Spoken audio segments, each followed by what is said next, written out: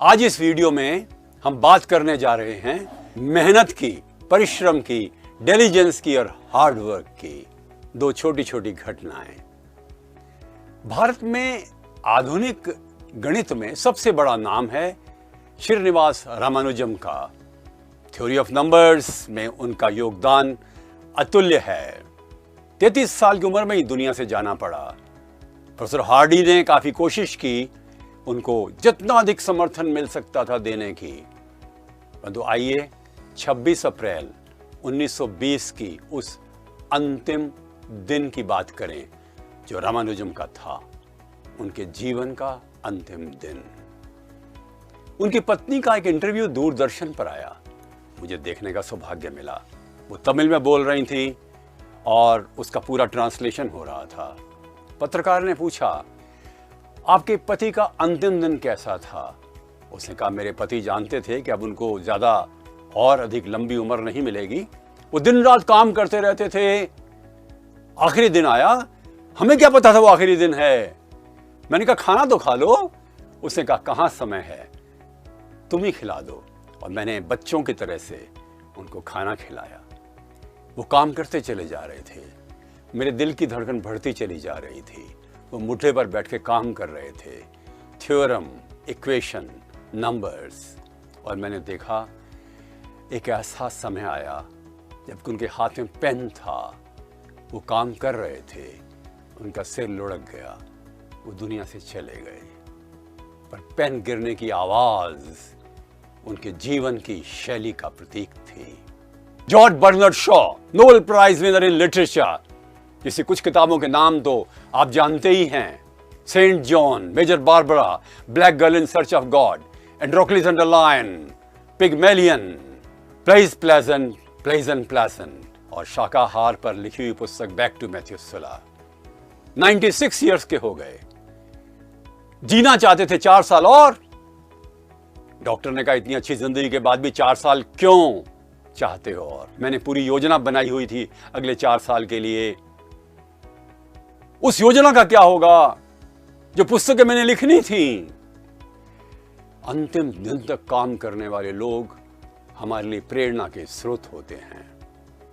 क्या आप जानते हैं थॉमस अल्वा एडिसन, जिसके बारे में वीडियो हमने आपके सामने प्रस्तुत किया था, 16 से 18 घंटे काम करता था वो 60 साल तक लगातार।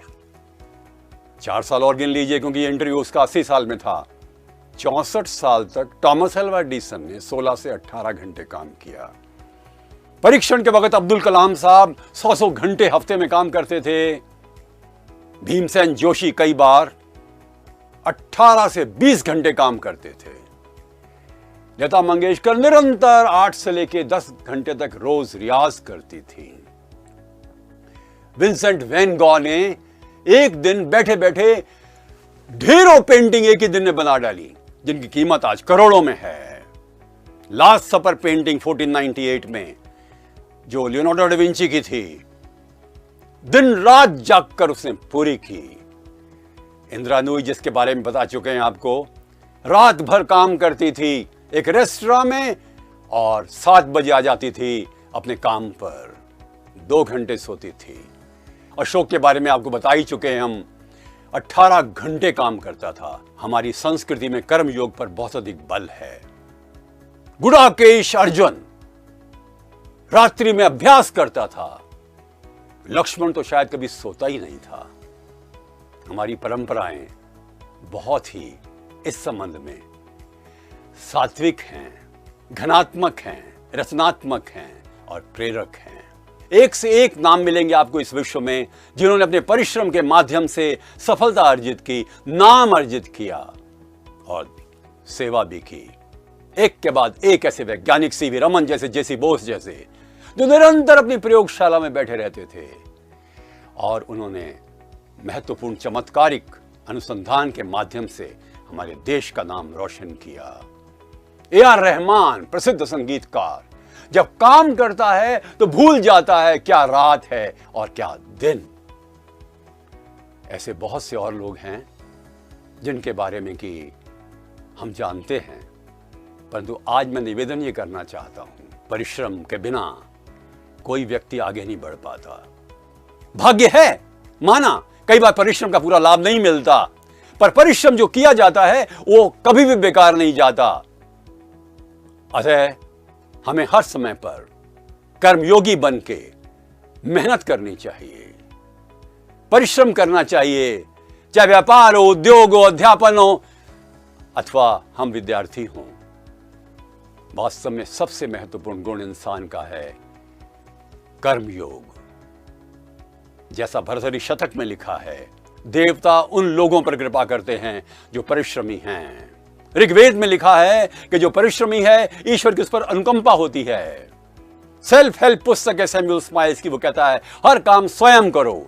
उस पुस्तक ने गांधी जी को प्रेरित किया।